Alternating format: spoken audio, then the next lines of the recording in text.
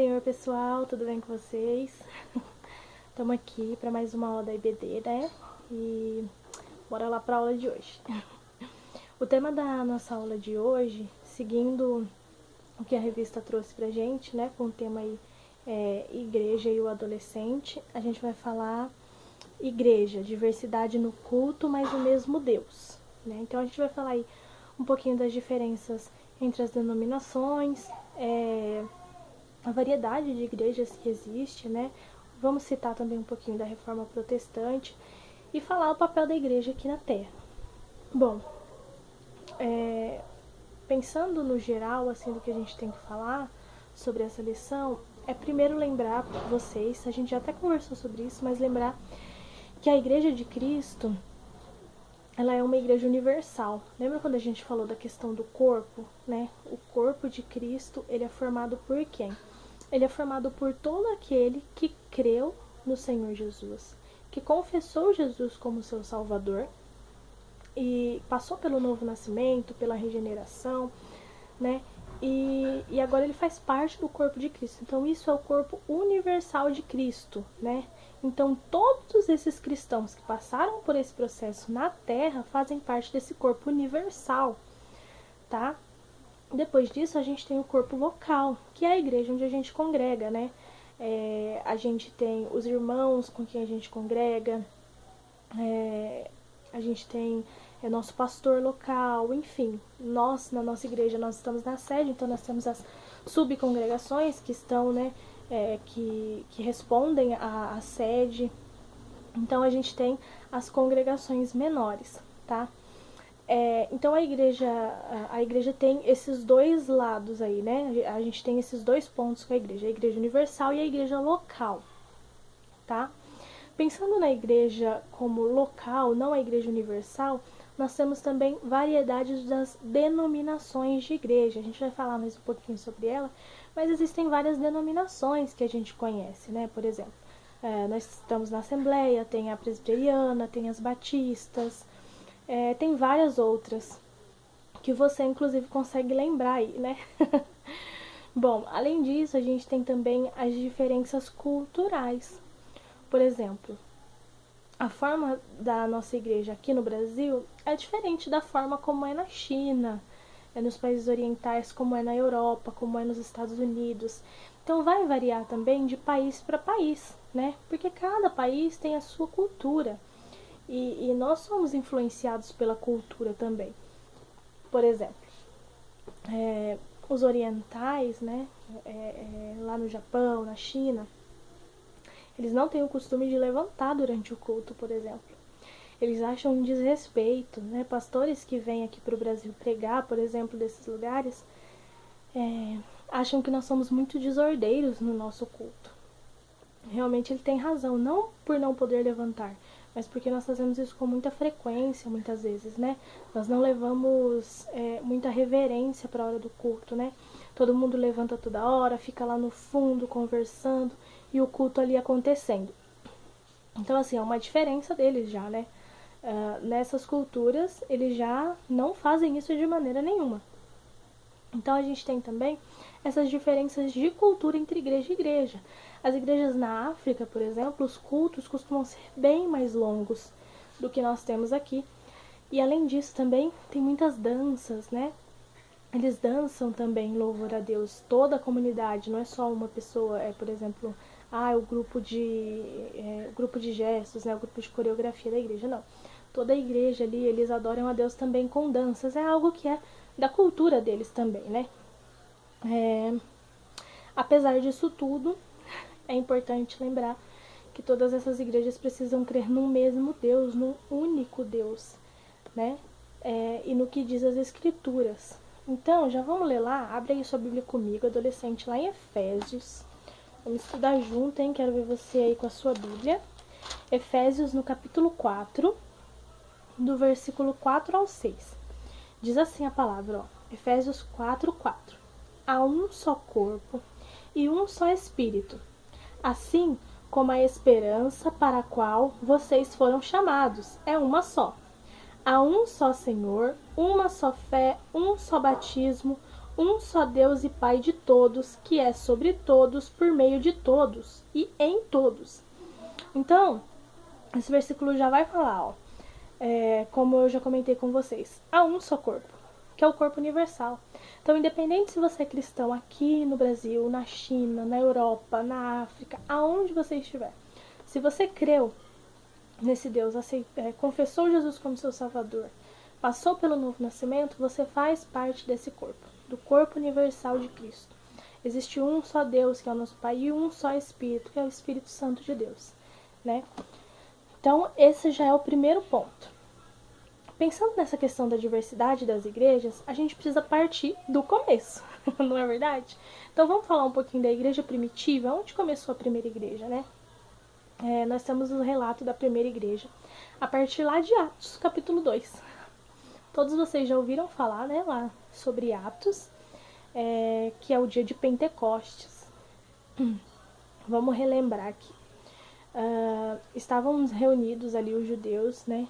Estavam reunidos para o dia de Pentecostes. Pentecostes era uma festa, é uma festa judaica, né?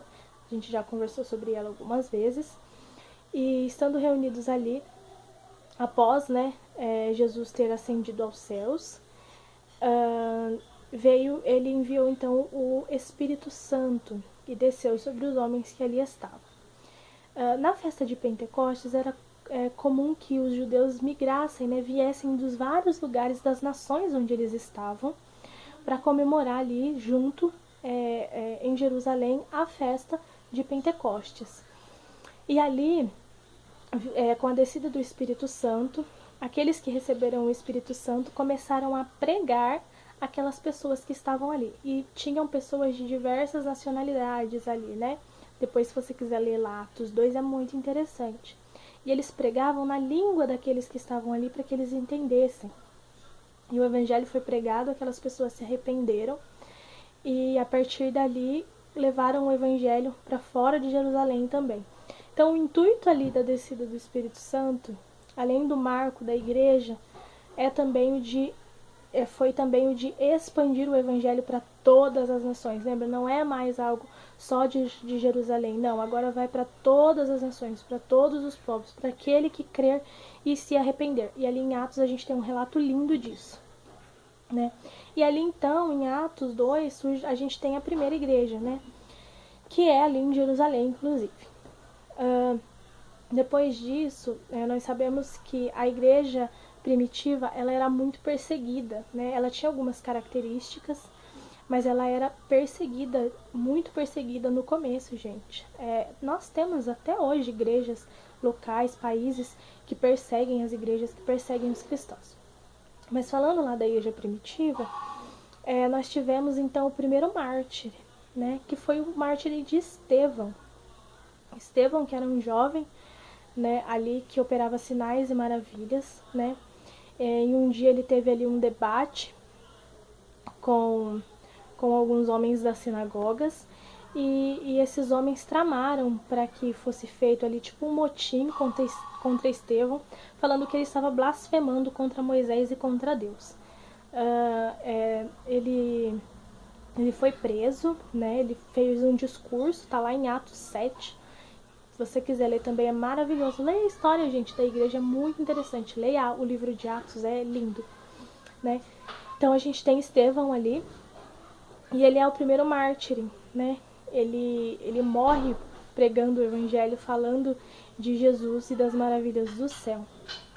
Então a gente tem ali o primeiro mártir da igreja.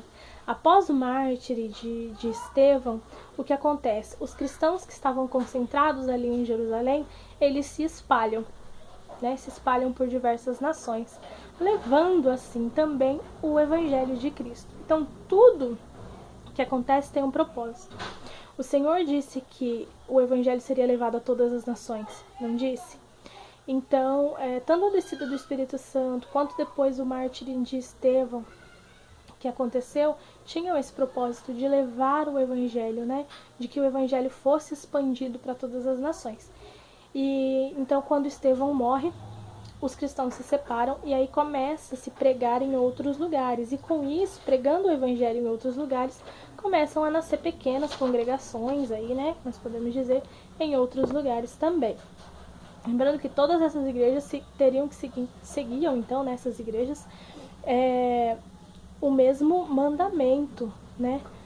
Seguiam o mesmo Cristo, as mesmas doutrinas ensinadas pelos apóstolos, enfim.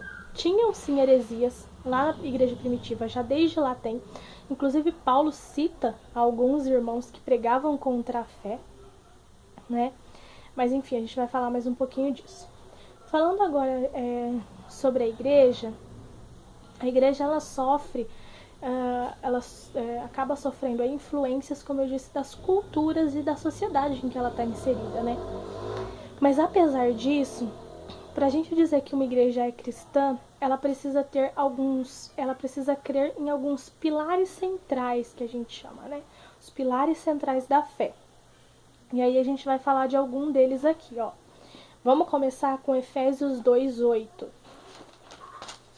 Efésios 2:8 diz assim, ó: pois vocês são salvos pela graça por meio da fé. E isto não vem de vocês, é dom de Deus. Então a gente tem o primeiro pilar aqui, a salvação pela graça mediante a fé. A igreja precisa crer, e a pessoa também precisa crer nisso, né? Que a salvação é pela graça mediante a nossa fé. Que também é um dom de Deus, não é nosso dom. Vem de Deus. Depois nós temos lá em 1 João 5, o 7 e o 8. Ó, deixa eu abrir aqui. O 7 e o 8. Diz assim: há três que dão testemunho: o Espírito, a água e o sangue. E os três são unânimes. Aqui nós estamos falando de crer no Deus Trino, Pai, Filho e Espírito Santo.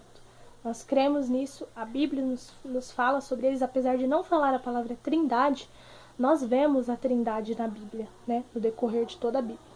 Depois a gente tem também 1 João 4:2, que diz assim, ó. Cadê o 2 aqui? Vocês podem reconhecer o Espírito de Deus deste modo: todo espírito que confessa que Jesus Cristo veio da carne procede de Deus. Então, um outro pilar é crer que Jesus era o Deus encarnado, né? É o Deus encarnado. Ele encarnou como homem na terra, como está descrito lá em Filipenses, principalmente, né? Tem uma descrição linda que Jesus desceu aos céus, né? Se tornando homem, né? Então, a igreja precisa crer também nesse pilar, que Jesus é o Deus encarnado. Depois nós temos também a morte substitutiva de Jesus, né, que nós cremos que Jesus morreu em nosso lugar, né, em lugar do pecador. Por um só homem entrou o pecado no mundo, que foi por Adão, e por um só homem também ele foi tirado, que é por meio de Jesus Cristo. Nós cremos também na ressurreição de Jesus ao terceiro dia, isso está lá em Mateus 28:6. Então nós cremos que ao terceiro dia Jesus Cristo ressuscitou, vencendo a morte, né? Nós cremos nisso também. Nós cremos na ascensão de Jesus, né? Que depois nós sabemos que Jesus passa 40 dias ali ensinando os discípulos, isso também está lá em Atos, ensinando os discípulos dele, e depois ele ascende aos céus e está agora à direita do Pai, como a própria Bíblia descreve. E nós também cremos na volta de Cristo, né? Que ele vai voltar para buscar a sua igreja. Então, gente, esses são alguns dos pilares que nós temos, que se uma igreja diz não crer em algum desses pilares, então nós falamos que essa igreja não é cristã.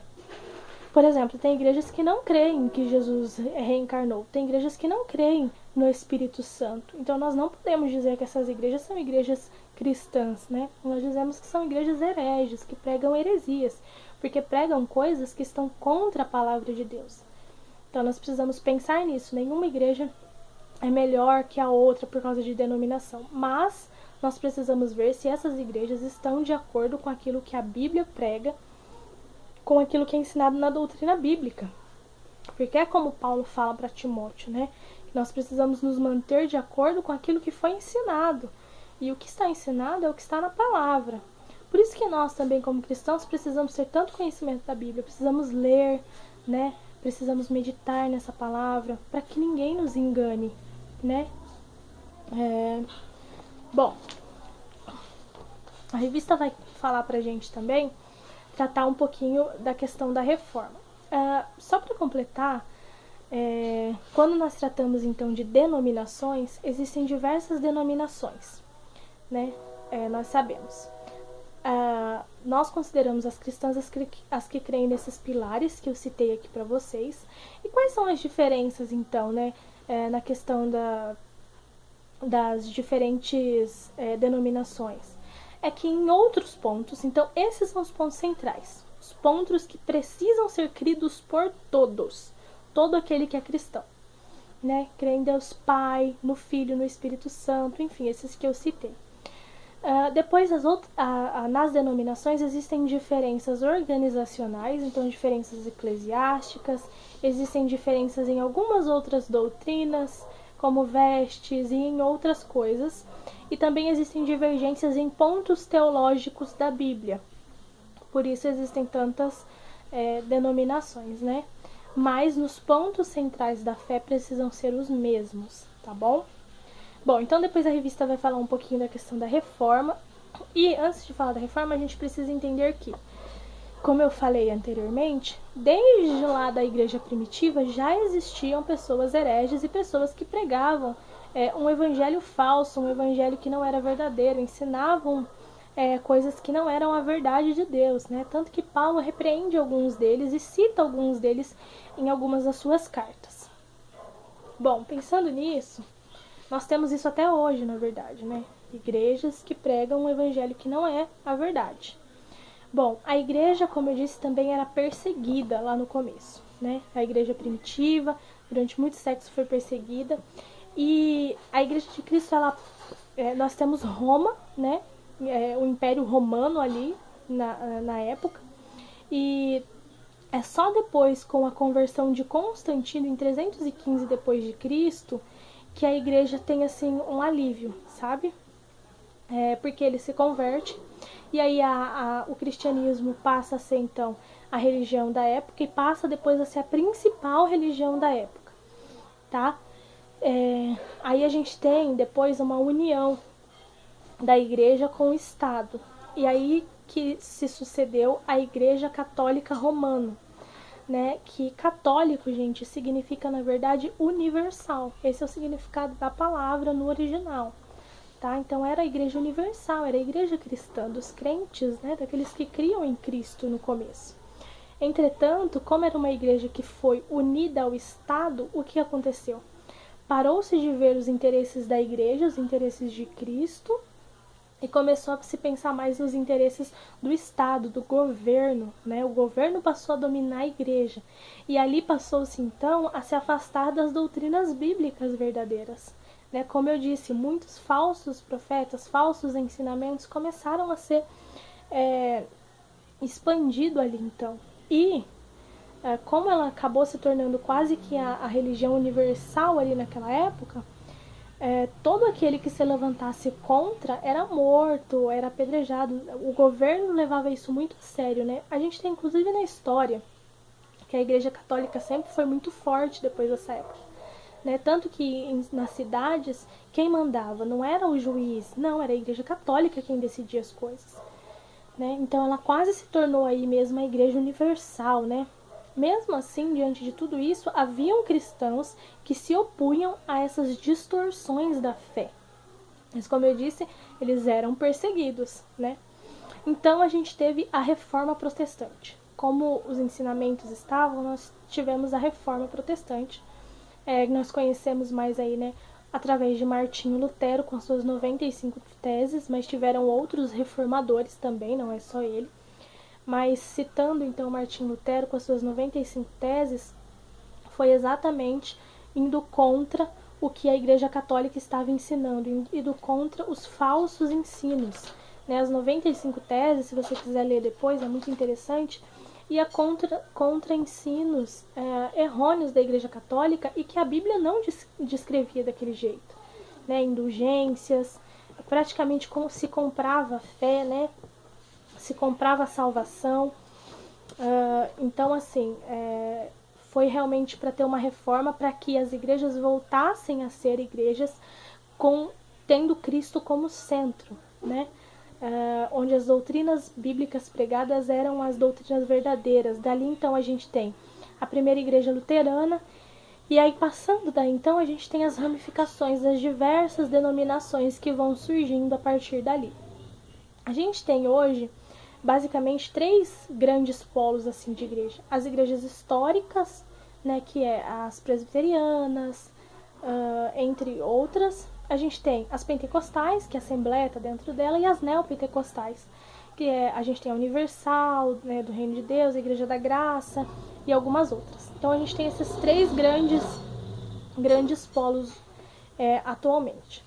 O que é importante a gente ter em mente, gente? O que Deus quer de nós. Vamos ver lá o que está escrito em 1 Timóteo 2,4. Antes da gente entrar nisso, vamos ler aqui, ó, 1 Timóteo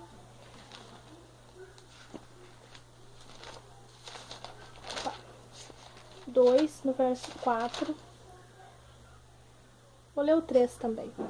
Isso é bom e agradável perante Deus, nosso Salvador, que deseja que todos os homens sejam salvos e cheguem ao conhecimento da verdade. Então Deus deseja que os homens sejam salvos e cheguem ao conhecimento da verdade. Nós temos um papel na Terra, né? Que é esse que está escrito aqui. Deus deseja que as pessoas tenham o conhecimento da verdade, da palavra verdadeira, da doutrina verdadeira dele, né?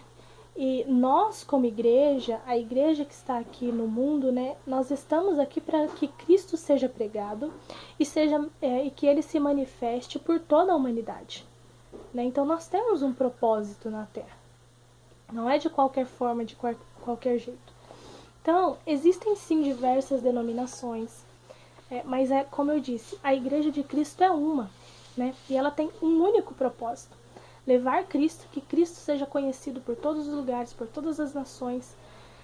Então, o papel universal da igreja é esse, né? Nós precisamos ter isso na nossa consciência.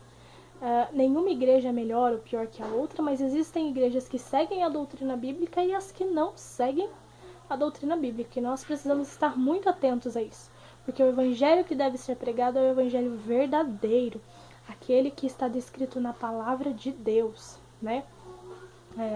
Nós não podemos fugir daquilo que Cristo nos deixou como ensinamento. Nós precisamos seguir os ensinamentos que ele nos deixou e nos ensinou e levar esses ensinamentos. Por isso que somos chamados de discípulos, né? Ou pequenos cristãos, né? Porque nosso papel é levar, né? É expandir o evangelho, é discipular outras pessoas, levar Cristo àqueles que ainda não o conhecem. A igreja tem um papel muito importante também na sociedade, para com a sociedade, de serviço, né? Nós temos os dons espirituais não são para nós, mas são para servir o outro. Então a igreja tem um papel, a igreja tem um propósito posto pelo nosso Senhor e Salvador Jesus Cristo. Então, apesar das diferenças de denominações, a igreja é uma só. Esse é o intuito da lição de hoje, de passar para vocês. Que a igreja de Cristo, ela é uma igreja, né? A igreja universal, um corpo universal, que serve a um só Deus, a um só Senhor, a um só Espírito. Amém? Que Deus abençoe a vida de cada um de vocês. Vamos fazer uma oração juntos?